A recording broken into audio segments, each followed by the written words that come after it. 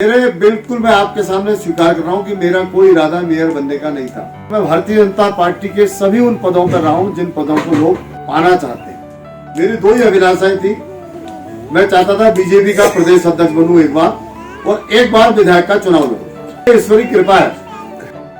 तो मैंने उनसे कहा मैं चुनाव क्यों जीता हूं, मैं ये बताने और दिखाने ले जा रहा हूँ। मैं वास्तव में चुनाव जीता हूँ। ये जो मेरी मित्रता रही है 30-35 वर्षों की, इस सब के कारण ही चुनाव। मेयर बनने के बाद भी मैं आपके सर को झुकने नहीं दूंगा। भंडारी जी हमारे बहुत पुराने मित्र हैं, लगभग मैं समझता हूँ 30-32 साल पुराने। और ऐसा नहीं कि मित्र हैं तो रोज मिलना जुलना होता रहा। साल में 6 महीने में 3 महीने में मिलते हैं, बातचीत होती है। लेकिन ऐसा लगता है कि छात्र जीवन के बाद पहला चुनाव मेरा ही था। और जब हम बात करते हैं मित्रता की, तो मैंने वास्तव में फोन भी नहीं किया भंडारी जी को कि मेरा समर्थन करना है। गलत तो नहीं क्या? सही। तो एक ने मुझसे कहा भी यार तुमने, मैंने यार मुझे फोन क्या करना, उनका फोन आ जाएगा। और दूसरे दिन भंडारी जी का फोन आ गया कि यार चुनाव हो रहे हैं। हाँ मैंने हो रहा है। बोले क्या करना है? मैंने तुम जानो क्या करना है। वो बोले यार मैं तो जो करना था मैं कर चुका हूं। वो मित्रता की परिभाषा भी मुझे लगता है यही होती है शायद। अब आदमी डूब रहा है, वो कहे भाई बचा ले, वो बचाने वाला बचाए तो फिर क्या फायदा। तो संघर्ष में थे हम हल्द्वानी में। उनका फोन आया यार हम ऐसा ऐसा कर रहे हैं आपके लिए। फिर गुरुजी आ गए। गुरुजी ने कहा हमें भंडारी जी ने भेजा। तो ऐसे करीब 20 सैकड़ों लोग ऐसे थे जिन्होंने मुझे बताया कि भाई मुझे आदरणीय भंडारी जी ने कहा है आपका समर्थन करने के लिए।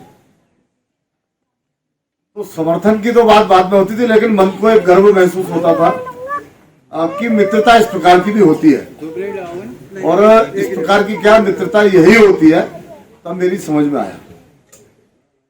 फिर एक दिन नेहा जी का फोन आता है कि हम मेडिकल में हैं, मेडिकल कॉलेज में हैं।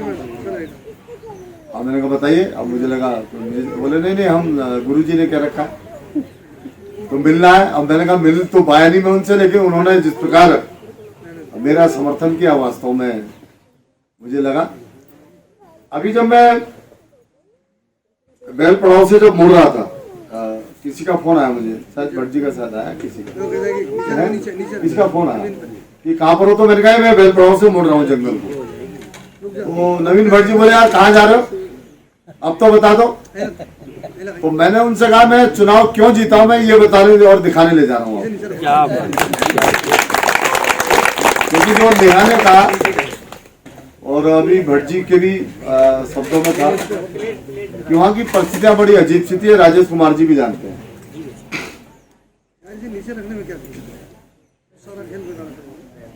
तो भंडारी जी जैसे लगभग मैं समझता हूँ कि बहुत सारे मित्र थे जो छात्र संघ जीवन में 94 से लेके 99-98 तक उस छात्र जीवन में मेरे साथ रहे। और मैं बहुतों के वास्तव में नाम भी अभी मुझे भूल गया हूँ, विस्मृत हूँ। लेकिन वो सारे लोग अपने मन से उन्होंने मुझे बताया भी नहीं कि हम तेरा समर्थन कर रहे हैं, लेकिन वो समर्थन में लगे हुए थे। और जब मैं जाता था किसी भी वहां, वो कांग्रेस में भी थे, वो बसपा में भी थे, कई अलग अलग दलों में थे। लेकिन जब मेरा नाम अनाउंस हुआ तो उन्होंने अपने नेताओं से कहा भी देखो ऐसा है कि अगर आप परेशान करेंगे तो हम पार्टी छोड़ देंगे, लेकिन इस चुनाव में हम गजराज भाई के साथ हैं, आप हमें परेशान मत करो। ऐसे बहुत सारे लोग थे।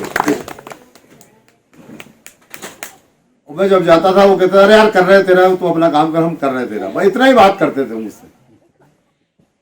तब मुझे एहसास हुआ कि मैं भी थोड़ी बहुत ठीक हूं।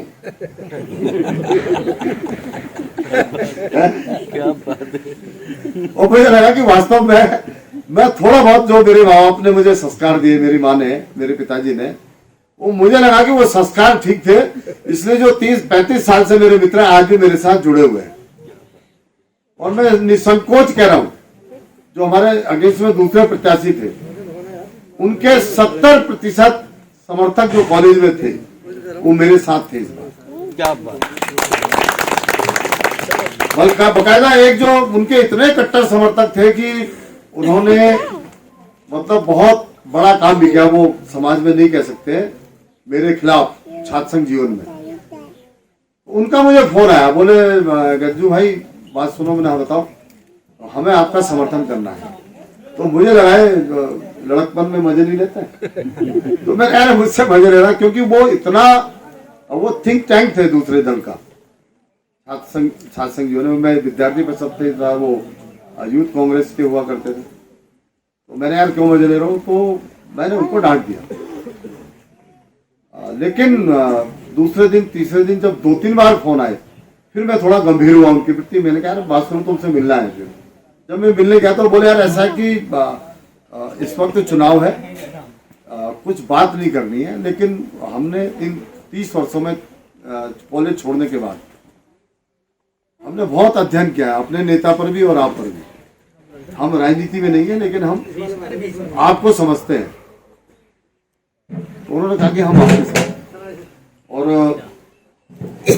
जैसा होता है दलों में होता है, बहुत सारे लोग साथ नहीं भी थे भी, बहुत कुछ हुआ, बहुत संघर्ष हुआ। और ऐसा लगता था जैसे उन्होंने अभी कहा, वास्तव में नेहा ने मन की बात कही और जो वहां की परिस्थितियां थी उनके अनुसार उन्होंने बात की। और वास्तव में ऐसा लगता था जो हमारे विपक्ष थे, कांग्रेस थे, और हमारे भी कई सीनियर लीडर थे, उनको लगता था मैं 10-15 हजार वोट से चुनाव हार जाऊंगा, 10-15 हजार से। ऐसा एक माहौल क्रिएट किया गया था। लेकिन जब मैं मोड़ पर मुड़ा, मैंने भट्ट जी से कहा मैं चुनाव क्यों जीता हूं, आज मैं आपको समझाऊंगा, आप चलो मेरे साथ। तो इसी ये जो प्रेम है, ये जो स्नेह, ये जो लोग लगते हैं इस तरीके से, उनका क्योंकि स्वार्थ तो होता नहीं है। जो दल में होता है वो मेरे दल में हो, दूसरे दल में हो, वो अपने कोई पदाधिकारी बनना चाहता है, कोई कुछ बनना चाहता है, वो 100% अपना नहीं दे पाते। लेकिन जो मित्रता के नाते लगता है वो 100% अपना दे देता है। और मैं वास्तव में चुनाव जो जीता हूं, ये जो मेरी मित्रता रही है 30-35 वर्षों की, इस सब के कारण ही चुनाव जीता हूं। ये मुझे एहसास है इस बात का। अब वो परिस्थितियां मैं आप सब लोगों के साथ में नहीं रखना चाहता, वो हमारे चुनाव की राजनीतिक परिस्थितियां हैं, अलग अलग चीजें हैं।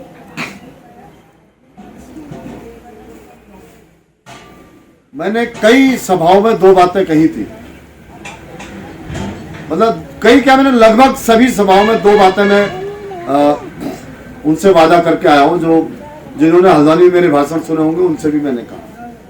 मैंने उनसे 2 बात, पहली बात मैंने कही थी कि मैं 35-36 वर्षों से सामाजिक जीवन में हूं, और मैं राजनीति में जिसे पावर हाउस कहते हैं, उस पावर हाउस में भी रहा हूं, मैं मिनिस्टर भी रहा हूं, और मैं भारतीय जनता पार्टी के सभी उन पदों पर रहा हूं जिन पदों को लोग पाना चाहते हैं। एक अगर मैं अध्यक्ष छोड़ दूं, स्टेट प्रेसिडेंट बीजेपी का, बाकी सारे पदों पर मैं रहा हूं। बहुत बढ़िया। और स्टेट प्रेसिडेंट में यूथ का भी रहा हूं। लेकिन मुझे लगता है कि मैं इन 35-36 वर्षों के सामाजिक जीवन में अपने को सफेद कुर्ते की तरह सफेद निकाल कर लाया, ये मैंने लोगों से कहा था। और दूसरा मैंने उनको वादा किया है हल्द्वानी की जनता को, कि मेयर बनने के बाद भी मैं आपके सर को झुकने नहीं दूंगा। ये मैंने उनसे वादा किया। और आप सबके सामने भी ये पवित्र स्थान है, मैं अपने चुनाव को भी ईश्वरीय कृपा मानता हूं। मैं क्योंकि 19 तारीख तक, 19 दिसंबर तक मेरा इरादा मेयर बनने का नहीं था। मैं 2002 से लगातार कालोडूंगी विधानसभा का टिकट मांगता हूं, नहीं मिलता फिर मैं भगत जी को चुनाव लड़ाता हूं। ये 2002 से मेरा ये एक क्रम बना हुआ है। लेकिन मैं ईश्वर पर इसलिए आस्था रखता हूं, मुझे पता है कि ईश्वर एक दिन मुझे भी देगा। मैं कई बार उदाहरण देता हूं कि जो एथलीट होता है, एथलीट, उसे एक बार फर्स्ट जरूर आना है, लेकिन आएगा तभी जब 7 दिन दौड़ते रहे। अब पता चला ईश्वर ने तय किया बुधवार को तुझे फर्स्ट आना हो, दौड़ा ही नहीं। तो मैं लगातार दौड़ता हूँ, बहुत बढ़िया। तो दौड़ते रहता हूँ मुझे पता है कि एक दिन ईश्वर कहेगा तो एक दिन फर्स्ट आएगा। तो 19 तारीख की रात को मुझे 6 बजे कहा ईश्वर ने कि तुझे फर्स्ट आना है, 19 दिसंबर की। मेरे बिल्कुल मैं आपके सामने स्वीकार कर रहा हूं कि मेरा कोई इरादा मेयर बनने का नहीं था, और न कभी मैंने अपने सपने में सोचा था कि मैं मेयर भी बन सकता हूं, क्योंकि मैंने कभी जीवन में टिकट ही नहीं मांगा मेयर का। मेरी दो ही अभिलाषाएं थी कि मैं यूथ का अध्यक्ष बना था बीजेपी का, मैं चाहता था बीजेपी का प्रदेश अध्यक्ष बनूं एक बार, और एक बार विधायक का चुनाव लड़ूं। ये दो अभिलाषाएं मेरी थी, इसके अलावा कोई अपनी अभिलाषा नहीं। लेकिन 19 तारीख की शाम को 6 बजे ये विजय मंडाल वगैरह आए, इन्होंने गाली गलौज करी, तो ये नहीं करता, वो नहीं करता, ऐसा नहीं करता, वैसा नहीं करता। मेरा तो पर्यवेक्षक राजेश भाई आने वाले थे 21 तारीख को, तो 20 को तय किया मैंने, चलो पर्यवेक्षक के पास जाएंगे, देखी जाएगी जो होगा। तो 21 को मैं इनके पास पहुंच गया। तो 21 को जब पहुंचा तो वहां लगभग 130 लोगों का वो होना था साक्षात्कार कि आप किसको चाहते हैं। तो उसमें से मुझे लगता है कि 119 या 20 लोगों ने कहा कि हम गजराज सिंह को चाहते हैं। और मैं पिछले 20 साल से कहते रह गया उनसे मुझे चाहो, कभी नहीं चाहो। और इस बार एक बार भी कहा मैंने उनसे मुझे चाहो, वो अपना भी कहने लगे नहीं गजराज सिंह को चाहता है, गजराज सिंह। तब मैं कह रहा हूं कि ईश्वरी कृपा है, ईश्वर कहीं है, क्योंकि हम भारत के लोग हैं, हम भारत की संस्कृति को जानते हैं, भारत में ईश्वर आस्था चलती है। तो निश्चित रूप से ईश्वरी कृपा है मुझ पर भी और आदरणीय भंडारी जी को। भंडारी जी को आपने पुराना रूप नहीं देखा अभी। भंडारी जी उत्तराखंड आंदोलन में मैं समझता हूं कि कम से कम 1,500 किलोमीटर पैदल चले होंगे, और हमको भी चलाया होगा। कहाँ नहीं गए, किस गांव में नहीं गए, कहाँ नहीं गए, क्या नहीं किया, अब वो मैं सुनाने लगूंगा तो फिर पता नहीं। अभी जब पिछली बार बीजेपी ने ये तय किया कि भाई सम्मान करना, जो ठीक मतलब जो राज्य के हितैषी लोगों का सम्मान करना, तो मेरे दिमाग में जो पहला नाम आया वो प्रदीप भंडारी जी का है। और मैं त्रिवेंद्र सिंह रावत जी को लेकर इनके पास पहुंच गया, मैंने इनका सम्मान करना है। बोले यार तो संस्थान चला रहे। अरे मैंने कहा आप जानते नहीं यार इन्होंने क्या क्या किया है। जब मैं उन्हें गाथा सुनाई तो बोले नहीं वहां तो चलना ही है, फिर मैं भी देख के आया। और यहाँ आए, उन्होंने भंडारी जी का सम्मान भी किया। तो बहुत सारे ऐसे किस्से हैं हमारे, जवानी के कहें, राजनीति के कहें, या बचपन के कहें, ये प्रदेश ऐसे नहीं मिला है। इस प्रदेश के लिए लोगों ने अपनी जान तक की कुर्बानी दी है, और महिलाओं के साथ रेप तक हुए हैं इस प्रदेश की लड़ाई में। ये केवल इसलिए नहीं मिल गया कि हमने आंदोलन किया, धरना किया, प्रदर्शन किया। आज भी जब हम उस दिन को याद करते हैं, रामपुर तिराहे को, उस कांड को, हमारी रूह कांप जाती है, हमारे आंसू निकल जाते हैं कि क्या हुआ होगा जब माताओं बहनों के साथ ऐसा काम हुआ होगा। कितनी चित्कार हुई होगी, कितना दुखी हुए होंगे वो माताएं बहनें। जो नए लोग हैं उसको एहसास भी नहीं कर सकते, वो नहीं कर सकते एहसास, क्योंकि उनके साथ हुआ ही नहीं है। हमारी जो नई बेटियां, उनको नहीं पता कि हमारी माताओं बहनों ने कितना त्याग किया है इस प्रदेश को पाने के लिए। ये प्रदेश केवल सचकर नहीं मिला, ठीक है अटल जी ने बनाया होगा, लेकिन इस प्रदेश को पाने के लिए यहाँ की माताओं बहनों ने अपनी इज्जत तक दांव पर लगाई है। मैं आपको बताना चाहता हूं, जब मसूरी गोली कांड होता है, खटीमार गोली कांड होता है, युवा मारे जाते हैं, गोलियां चलती हैं। मुझे आज भी अच्छी तरह याद है जब हम मुख्यमंत्री मुलायम सिंह जी आए थे पीपल्स कॉलेज में हल्द्वानी में। हम हो गए, मंडाल जी हो गए, दीवान जी हो गए, 8-10 लड़के और हो गए हल्द्वानी के। तिलकराज मेहर जो आज कांग्रेस में है, संकोच नहीं है मुझे उनका नाम लेने में। तिलकराज मेहर जो विधायक हैं थे और विधायक हैं और कांग्रेस में है आज वो। हम सब लोग जब उनकी सभा में पहुंचते हैं उनका विरोध करने, तो इस भारत का पहला नेता होगा मुलायम सिंह, जिसने जब हमने उन्हें काले झंडे दिखाए तो मंच से बोले मारो सालों को। इतनी विकट परिस्थितियां थी कि हम केवल अंडरवियर में बाहर आए, इतना पीटा गया हमें, पुलिस के द्वारा नहीं, जनता के द्वारा, वो समाजवादी पार्टी के गुंडों के द्वारा इतना मारा गया हमें। तिलकराज बेड़ 15 दिन हॉस्पिटल एडमिट रहे। हम जरा मतलब छोटे थे, उम्र के छरारे थे, तो 3-4 दिन में बाहर आए। तिलकराज बेड़ 15 दिन हॉस्पिटल में एडमिट रहा। इतना मारा गया, इतना, मतलब हम लोग पहचाने नहीं गए कि हम गजराज सिंह है कोई और, इतना भूल गए हम सूजन के मारे। तिलकराज बेड़ का कम से कम ऐसा होता 30 किलो वजन बढ़ गया, इतना सूझ गए वो आदमी। इतनी दहशत में ये राज्य बना है। इतनी दहशत के बाद ये चुनाव जो हल्द्वानी का हुआ, इसमें मुझ पर बहुत सारे आरोप भी लगे, क्योंकि आप विद्वान लोग हैं, विद्वत लोग हैं। मुझ पर आरोप लगा कि आप धर्म की राजनीति करते हैं। मैं आप सबके सामने, क्योंकि भंडारी जी बैठे हुए, इस बात को भी क्लियर करना चाहता हूं। हमने कभी धर्म का सहारा नहीं लिया राजनीति के लिए। हाँ, धर्म की राजनीति की है, राजनीति में हमने धर्म को माना है। मैं व्यक्तिगत रूप से इस बात को कह रहा हूं।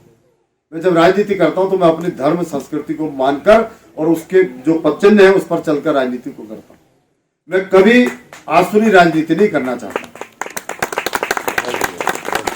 जो हमारे पूर्वजों ने सिखाया, जिस राजनीति को, जिस संस्कृति को हमारे पूर्वजों ने हमको दिया है, मैं उस संस्कृति पे चलना चाहता हूं। उसको आप आरोप लगाएं या न लगाएं, फिर आपका विषय। मुझ पर आरोप लगे कि हम हिंदू और मुसलमान की बात करते हैं, ये बार बार कांग्रेस ने कहा, लेकिन मैं आपको क्लियर करना चाहता हूं। हमने एक बात कही है हल्द्वानी में, हमने कहा है कि जो हल्द्वानी के विकास को नहीं चाहता, या जो हल्द्वानी को दंगाग्रस्त बनाना चाहता है, या हल्द्वानी को जो बिगाड़ना चाहता है, हमने कहा उस व्यक्ति का वोट हमको नहीं चाहिए।